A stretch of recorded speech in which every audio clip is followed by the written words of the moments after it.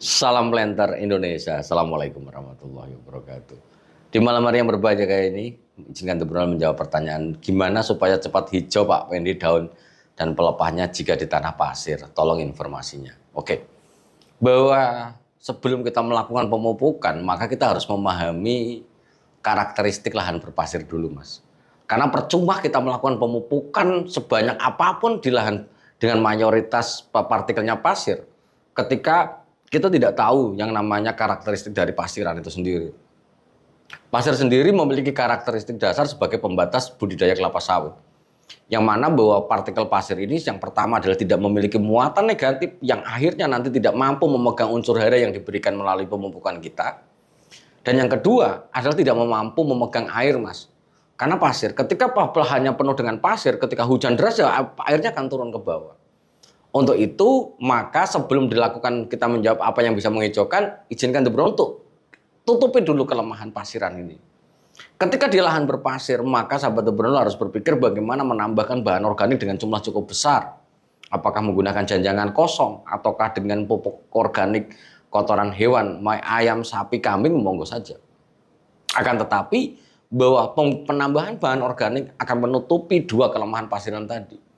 Yang pertama adalah dengan adanya bahan organik, tanah berpasir akan mampu memegang air pastinya. Karena bahwa dengan bahan organik, air akan terjerap atau terpegang pastinya. Kemudian dengan adanya bahan organik yang terdekomposisi juga akan menaikkan KTK. Karena KTK, kapasitas tukar kation untuk bahan organik adalah sangat tinggi sekali. Sehingga harus ditambahi dulu, Mas. Karena kalau seandainya saya masih langsung menggunakan pupuk, saya takutkan kadar pasirnya tinggi, toh banyak terbuang. Sehingga dengan adanya bahan organik, kita melakukan pemupukan, maka secara prinsip bahan organik mampu memegang unsur hara tersebut, sehingga akan sangat efektif dan efisien. Sehingga ketika sudah tertutupi faktor pasiran sendiri, kelemahan pasiran dengan bahan organik, maka Mas tinggal langsung menggunakan pola pemupukan tanah mineral pastinya.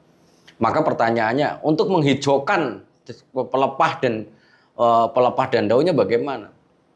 Memang kekurangan unsur hara nitrogen, daun akan menjadi kuning. Walaupun tidak semua kuning disebabkan nitrogen. Akan tetapi pada lahan pasiran memang sangat minimum sekali nitrogen, sehingga ketika dipupuk ya setelah tertutupi pakai bahan organik, maka dilakukan pemupukan misalnya pakai pupuk sumber nitrogen, apakah urea ataupun ZA.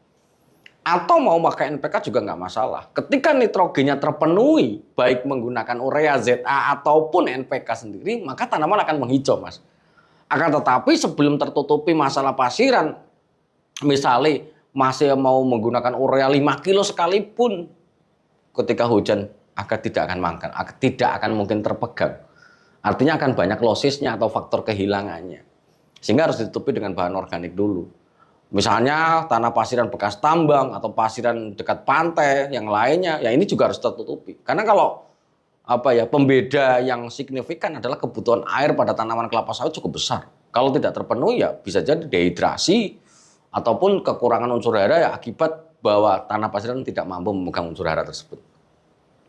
Kemudian ketika masih sudah pakai pupuk urea misalnya, maka urea sendiri sebagai penyusun hijau daun dari tanaman kelapa sawit, maka akan menghijau. Di sisi lain bahwa urea juga akan digunakan untuk perkembangan sel. Salah satunya ketika pelepah itu keras, misalnya ini misalnya pelepah yang ada buahnya, kemudian ini mau didodos di sini akan didodos, maka biasanya keras dan dia akan cenderung tegak. Ketika tanaman kelapa sawit kita mengonsumsi nitrogen dengan jumlah cukup besar, dia akan membuka seperti ini. Ketika dia membuka, maka pelepah ini pasti akan mudah didodos ataupun renyah sekali. Karena bahwa perkembangan pada pangkal pelepahnya juga pasti akan sangat baik. Sehingga ketika masih sudah pakai urea, kemudian di lahan pasiran sudah faktor pembatas pasiran ini terpenuhi, ya akan menghijau dan pasti akan mekar. Karena bahwa ketika tanah di pasir itu cenderung tegak alias ngaceng, tegak seperti ini, maka dia memang kekurangan nitrogen. Sisi lain bahwa untuk mendongkrak produksi di lahan pasiran tidak hanya sekedar nitrogen doang, warna hijau doang juga tidak, Mas. Tapi harus ada 4 unsur hara makro. Tapi tenang saja, ketika masih sudah menutup lahan pasiran dengan bahan organik, maka pupuk yang kita berikan sangat efektif dan efisien, bisa diserap dengan faktor kehilangan akan relatif kecil. Bahan organik yang diberikan tidak sedikit Mas, cukup besar. Maka bukan pupuk organik sasetan atau pupuk organik cair, bukan. Tapi ini adalah material balen organik yang akan menutupi faktor kelemahan dari pasiran.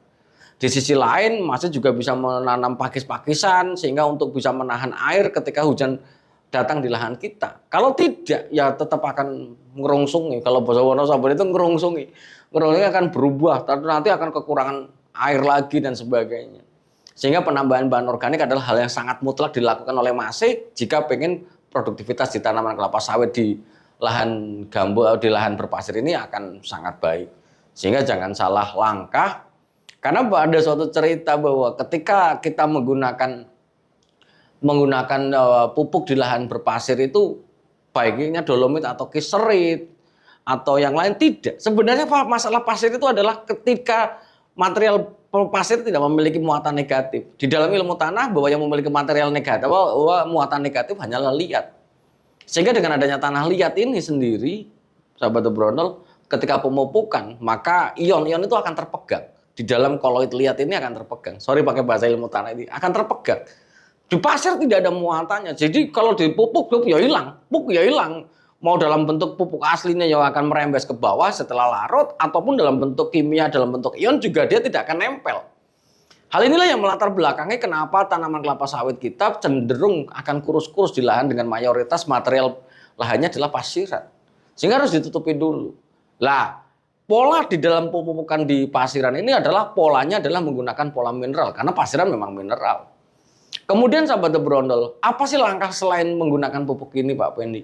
Di lahan pasiran maka saya juga harus jangan menyemprot total, lebih bagus di piringan pasar pikulnya, kemudian di TPH-nya yang disemprot saja. Karena bahwa tidak semua gulma itu berefek negatif pada perkebunan kelapa sawit.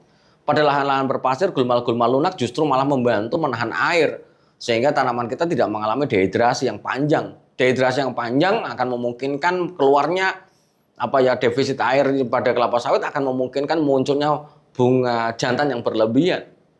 Sehingga pupuk yang harus diberikan tadi yang saya sampaikan, benang merah yang saya sampaikan kepada Mas adalah untuk tutupi kelemahan pasiran dulu dengan bahan organik yang cukup besar, apakah janjangan kosong, apakah solid, apakah mau pakai kotoran ayam, kambing, sapi, monggo saja.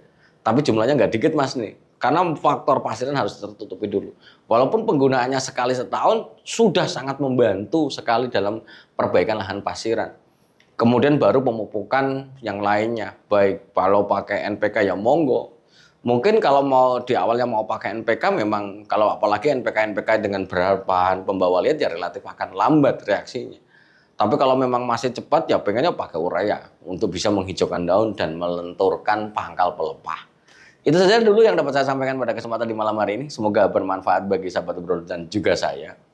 Dan sebagai penutup di malam hari yang berbahagia ini, sahabat The Brondol, kemudian akan muncul pertanyaan, Pak Pendi, apakah lahan pasiran itu bisa produksinya sangat bagus? Jawabannya ya bisa.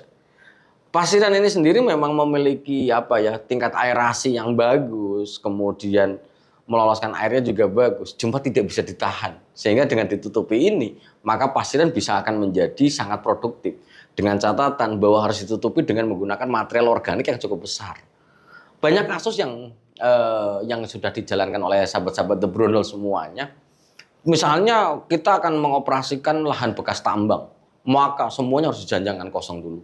Sekali setahun nggak apa-apa, yang penting ada material organik di sela-sela di lahan pasiran ini.